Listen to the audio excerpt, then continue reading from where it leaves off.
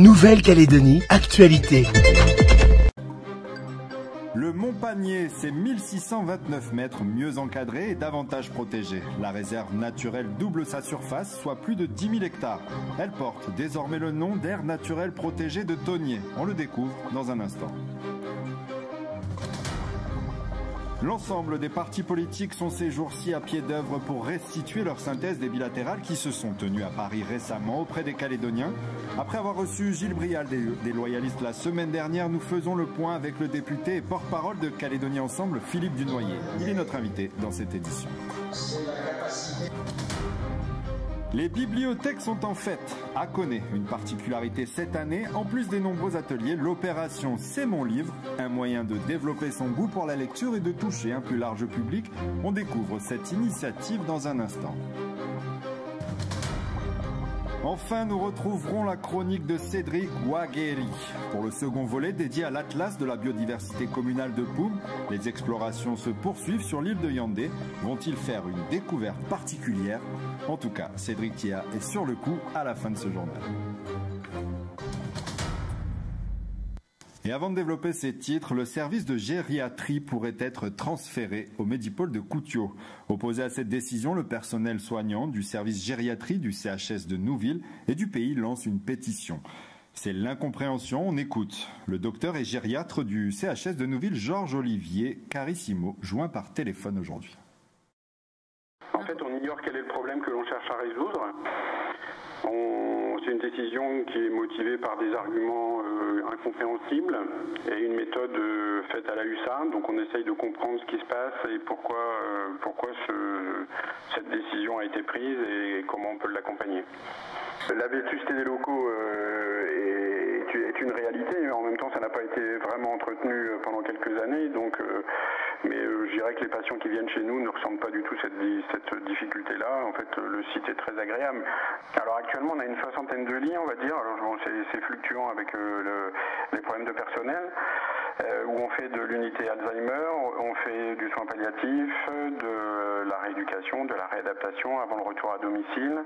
En tout cas, la direction n'annonce pas de licenciement, mais ce qu'on sait, que les CDD ne vont pas renouveler leur contrat et du coup sont invités à se présenter au CHT sans certitude du lieu ou de l'activité qu'ils pourront y faire. En réaction, le conseil d'administration de l'établissement indique qu'une réflexion est en cours sur la mutualisation des moyens dans le cadre du travail sur le bien vieillir. Après les résultats d'une étude d'impact menée par la structure en bord de mer à la demande de l'AFD, une unité de rééducation est en passe de fermer. Une réunion est prévue ce vendredi. Environnement à présent. La réserve naturelle du Montpagnet se nomme désormais l'aire naturelle protégée de Tonnier.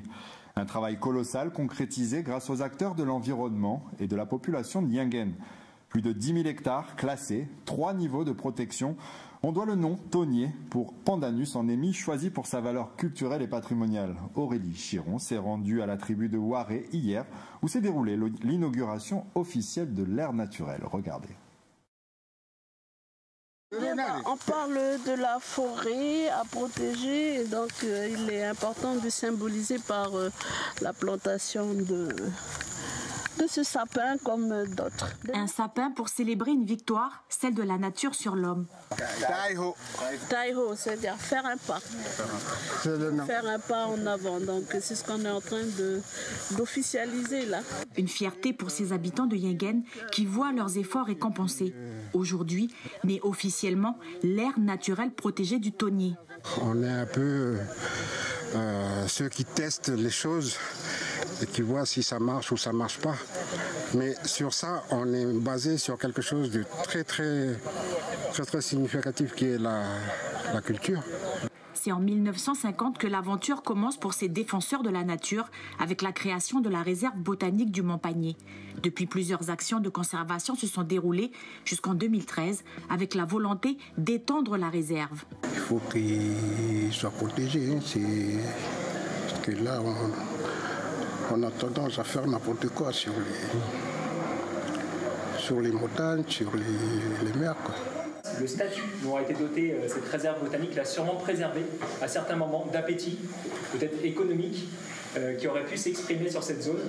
C'est finalement en octobre 2022 que tout s'enchaîne. La province Nord acte en assemblée l'extension et la création de nouveaux statuts du Montpagny. Une reconnaissance très attendue pour l'association d'Ayoubik et ses membres à l'initiative de cette démarche. Il aura la valorisation qui permet aux gens aussi de vivre aussi économiquement, localement, grâce à tous ces supports de la nature, c'est la capitale nature. Et ça, ce qu'on appelle les capitales vertes, qui permet aussi de participer au niveau du développement local du pays. C'est une évolution considérable avec une extension de surface passant de 5 500 à 10 900 hectares. L'enjeu est immense. 3 statuts de protection sont mis en place. Il faut désormais réfléchir aux actions qui permettront de protéger ces espaces.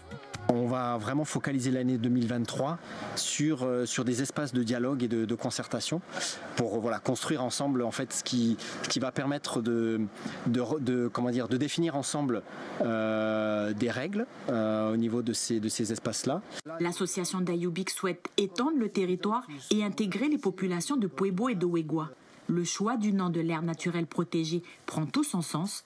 Comme le pandanus, Tonnier doit tisser les liens entre les individus et les espoirs. En bref, le maire de la commune de Wegua, Bernabé Pebou Amen, a réagi dans un communiqué. Il condamne fermement l'agression d'une infirmière libérale survenue le week-end dernier. Une cellule de crise s'est rapidement mise en place entre la mairie, les coutumiers et la gendarmerie. Pour l'heure, l'agresseur est toujours recherché. La commune apporte son soutien total à la victime et remercie le personnel du CMS pour leur implication chaque jour dans la prise en charge de la santé de la population. Instant politique à présent dans notre édition.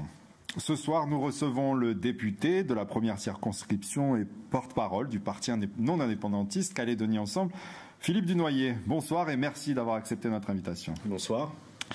Alors que vous êtes avec nous, se déroule au même moment à l'université une rencontre citoyenne pour restituer la teneur des bilatérales tenues à Paris récemment. Avant d'en parler, nous sommes rattrapés par l'actualité avec cette plainte déposée par Sonia Baquès à l'encontre du président de l'UC, Daniel Goa. Elle lui reproche des appels à la violence, à la sédition et à l'appel aux puissances étrangères lors du discours d'ouverture du comité directeur tenu le week-end dernier. Est-ce là, Monsieur Philippe Dunoyer, l'illustration de 2 positions diamétralement opposées, difficiles à concilier? Que pensez-vous de cette situation? Écoutez, j'ai lu le discours introductif de Daniel Goa au dernier congrès. Il y a effectivement des passages dans le discours, des mots, des expressions qui sont utilisées, qui ne sont pas utiles, qui sont provocatrices, qui sont fausses et qui finalement ne sont pas à la hauteur de la responsabilité qui est celle de tous les leaders politiques calédoniens. Daniel Goa est président de l'UC, de très grands partis indépendantistes. À ce titre-là, comme chacun de nous, moi j'encourage chacun de nous justement à faire très attention à nos paroles. Parce que ces paroles, elles sont provocatrices et lorsqu'elles sont radicales, comme c'est le cas, elles provoquent de la radicalité, qui entraîne de la radicalité et qui nous éloigne encore de l'objectif que nous devons poursuivre, en tout cas pour lequel on milite, celui de rechercher justement un consensus, ce qui nécessite qu'on se parle. Donc il est très très urgent maintenant de revenir à l'essentiel, d'arrêter de se provoquer, d'arrêter d'envoyer des déclarations intempestives, violentes ou incomprises, parce que ces déclarations elles restent dans les oreilles des Calédoniens et pour certains elles constituent des ordres de bataille finalement. Et donc c'est exactement de ça dont on n'a pas besoin. On a besoin de calme, on a besoin de responsabilité, on a besoin de volonté et c'est ça qu'on doit poursuivre pour aboutir à la sortie de l'accord de Nouméa. Philippe Dunoyer, on l'a compris, les tensions portent également sur le dégel du corps électoral à court terme et les provinciales de 2024. Calédonie Ensemble défend une vision plus lointaine. Vous préférez parler d'un grand accord portant sur un consensus définitif pour un avenir, dites-vous, dégagé et non pas une solution en mode dégradé. Est-ce que c'est possible alors que Calédonie Ensemble est favorable à une ouverture du corps électoral ? Bien sûr que c'est possible.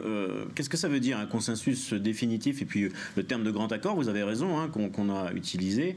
Ça veut dire que le temps est venu de se poser toutes les questions qui préoccupent les Calédoniens, qui inquiètent les jeunes qui ne peuvent pas se projeter dans un avenir, qui préoccupent les chefs d'entreprise, qui hésitent à investir ou qui n'investissent plus. Enfin, on a besoin de se poser toutes ces questions. Le moment de notre histoire est celui-là. Il n'est pas celui d'engager par petits bouts, même si tous les sujets sont très importants, et notamment bien sûr celui du corps électoral, des discussions. Il faut avoir un accord sur la base d'un consensus, parce que c'est la matrice de notre histoire institutionnelle définitive pour qu'on puisse se projeter. Et ce consensus, on peut le nourrir à partir de plusieurs fondements. D'abord, la réaffirmation de l'unité du peuple calédonien, parce que c'est aussi un des socles de ce consensus. Redire que la Calédonie et son destin doivent être un et indivisible. Il n'est pas question d'avoir des solutions institutionnelles différentes en fonction de parties du territoire. Qu'il est nécessaire, et ça rejoint la question du corps électoral, d'avoir une citoyenneté ouverte qui s'enrichisse d'apports nouveaux, extérieurs, comme dans tous les pays du monde, hein, où que l'on soit né sur ce territoire, que l'on soit conjoint de quelqu'un du territoire ou qu'on soit installé durablement sur un territoire. Bien sûr, les discussions doivent s'ouvrir, mais il faut l'ouvrir, cette citoyenneté. Elle ne peut pas rester indéfiniment fermée. Il faut aussi poursuivre la trajectoire d'émancipation dans le respect du résultat des 3 référendums, très important, et un partage du pouvoir entre indépendantistes et non-indépendantistes. Je suis un peu long, mais je m'arrête là. C'est très important aussi parce que c'est cet équilibre qui permet de trouver le consensus. Philippe Dunoyer, poursuivons. Nous avons souhaité recueillir l'avis des Calédoniens. Écoutons-les, on réagit juste après. Pourquoi d'un côté on est d'accord, pourquoi de l'autre côté on n'est pas d'accord, et ils pourraient s'entendre. C'est quand même l'avenir de tout un pays, quoi. Déjà, agir ici, en Nouvelle-Calédonie, ça n'est plus en sécurité nulle part, quoi. On ne peut plus laisser nos voitures comme ça, on ne peut plus laisser rien sans verrouiller, quoi. Même en tribu, on se fait voler comme ça. Non, pour moi, le problème, c'est la vie chère. Si vous pouvez revoir un peu leur système. Comment gérer le pays par rapport les indépendantistes et puis les loyalistes. C'est pour ça que je demande aux élus d'être unis. À entendre leur discours, c'est comme s'ils n'ont jamais accepté que le peuple kanak est là. Est-ce que vraiment, en fond de même, ils reconnaissent vraiment, honnêtement, que le peuple kanak, c'est le peuple originel de ce pays? Vous devez répondre à une question. Laquelle choisissez-vous parmi celles-ci? Finalement, la première, si vous permettez, parce que ce que ce monsieur disait au début, c'est ce qu'on défend. La nécessité absolue de se mettre d'accord. On ne va pas résoudre ni les problèmes du quotidien, comme l'ont dit deux des personnes interrogées, de la vie chère, de l'insécurité, etc., ni les problèmes institutionnels en s'opposant les uns aux autres. Les 3 référendums ont montré que nous avions une société qui était, sur cette question-là, divisée, on va dire quasiment à part égale. Maintenant, notre objectif, c'est de dépasser cette division, d'aller au-delà pour rechercher un équilibre. Ceux qui nous ont précédés, y sont parvenus, et ce serait quand même un comble que nous n'y parvenions pas aujourd'hui. Et la question du dernier auditeur, elle est préoccupante, parce que si on en revient en 2023 à se demander si les uns reconnaissent les autres, ça veut dire qu'on a oublié tout le chemin qu'on a parcouru. Donc, oui, il faut absolument dégager un espace. J'espère que prochainement, au mois de juin, lorsque le ministre de l'Intérieur reviendra, on trouvera une solution pour se mettre autour de la table et commencer les discussions qui sont certainement longues et compliquées, mais au moins échangeons. On ne sera pas d'accord et partageons pour trouver une solution. Les Calédoniens le demandent. C'est ce que votre sujet montre. Philippe Dunoyer, justement, le ministre de l'Intérieur et des Outre-mer, Gérald Darmanin, doit arriver en juin. La suite du calendrier, est-ce que c'est l'homme de la situation qui réunira indépendantistes et non-indépendantistes autour de la table, selon vous? Alors, c'est pas un magicien, mais en tout état de cause, il se donne vraiment les moyens, il s'investit totalement. Vous l'avez vu, vous le savez, il est déjà venu à 2 reprises. Il nous a reçus longuement, les uns et les autres, à Paris pendant la semaine dernière, la semaine précédente. Il revient en juin, enfin, véritablement, il se donne et il nous donne les moyens d'y parvenir. Il ne va pas nous tirer par les cheveux autour de la table, mais il a les moyens, notamment avec 2 sujets importants qui sont attendus par l'ensemble des acteurs politiques. Le bilan de l'accord de Nouméa et un audit du processus de décolonisation. Ces 2 documents sont attendus et demandés par tous les responsables politiques, et je veux croire que au moins, sur ces sujets-là, on va être en capacité de se réunir et peut-être d'ailleurs d'utiliser ces documents comme base de discussion. Donc Gérald Darmanin a les clés, il a la volonté, il a la capacité maintenant et la bonne compréhension pour nous permettre enfin de nous réunir en format trilatéral. Rapidement, et dernière question, Philippe Dunoyer, hors contexte des bilatérales. En tant que député de la première circonscription, vous êtes le représentant des loyaltiens à l'Assemblée nationale, des citoyens qui doivent composer avec les difficultés budgétaires des services publics aux îles. Comment les aider ? Alors, de la même manière qu'en province sud, finalement, où Nouméa se situe, on ne peut pas aider directement, l'État ne peut pas intervenir directement en plus de ce qu'il fait déjà, c'est-à-dire sur les contrats, les opérations contractualisées, il aide la province des îles comme il aide les provinces nord et les provinces sud. Mais par contre, on peut aider notamment les ressortissants de la province île sur l'affaire de la continuité territoriale. C'est un sujet sur lequel je me suis engagé depuis longtemps. Pour l'instant, il avance, mais il n'avance pas de manière satisfaisante, notamment sur la continuité territoriale intérieure. Voilà un sujet, par exemple, où on pourra, et je l'espère, convaincre le gouvernement qu'il faut accompagner la province île qui finance, et la Nouvelle-Calédonie, mais surtout donc les Loyalsiens, pour les aider dans une dépense et dans finalement une modalité de transport qui est inhérente à l'organisation des îles. Il y a d'autres sujets sur lesquels on peut intervenir également, et moi je demande aussi au président de la province des îles de prendre mon attache s'il a des demandes particulières que je ne connaîtrai pas, de la même manière que je le soutiens comme les autres présidents sur les opérations de défiscalisation. Je pense à l'hôtel Ouadrabé qui va bientôt ouvrir ses portes et qui est une opération aussi financée grâce à la défiscalisation nationale. Le message est passé. Philippe Dunoyer, merci d'avoir accepté notre invitation. Merci de votre invitation. Merci. Les bibliothèques sont en fête aujourd'hui. À Koné, en plus des nombreux ateliers organisés pour l'occasion, les premiers nouveaux inscrits âgés de 6 à 18 ans ont pu recevoir un livre neuf. Un don rendu possible grâce à l'opération C'est mon livre, lancée par les équipes de la bibliothèque depuis plus de 3 mois. Une première qui ravit petits et grands. Voyez ce reportage de Océane Zobler. Pendant que certains lisent et que d'autres cherchent encore leur bonheur, ceux qui ont décidé de venir fêter les bibliothèques à Koné n'ont pas été au bout de leur surprise. Comme Hugo et Maëva, à qui on vient d'offrir un livre neuf. 220 ouvrages collectés lors de l'opération C'est mon livre sont aujourd'hui distribués pour les premiers inscrits. Vous m'avez dit que vous avez votre fille et votre fils, ça? Oui, c'est ça. Ok, allez, on commence par qui? La petite. La petite. Allez, tout collé, hein? Oui, @gmail.com. Ok, c'est bon. On est rentré par curiosité voir comment ça se passait et on nous a donné des informations sur les inscriptions et qu'on avait aujourd'hui un livre gratuit grâce à l'inscription. Je pense que ça peut motiver les enfants à lire davantage et ça leur fait un petit cadeau, donc je pense qu'ils sont contents. Je fais plusieurs photos puis après vous me direz celle que vous préférez. Hein? Celle-là, non? Une réussite pour cette première opération dont Morgane tient à saluer la générosité. Parmi eux, il y a des personnalités, mais il y a également des particuliers, il y a aussi des entreprises, des musiciens. Et donc voilà, merci beaucoup pour les futurs propriétaires et voilà, tous les heureux bénéficiaires. En plus des lectures, de nombreux ateliers ont été organisés autour du dessin et de l'art plastique, comme ici où Chilo confectionne son premier livre à effet optique. On peut faire avec les grandes ou les petites feuilles. Si on fait avec les petites, ça va donner ça. Et si on fait avec les grandes, ça va donner ça. Ça peut nous faire des souvenirs quand on va grandir. Et pour terminer, je vais emprunter des livres et après je vais faire cet atelier là-bas. Qu'est-ce que vous êtes en train de lire? Moi, je lis le foot. Je suis en train de regarder une princesse, une BD.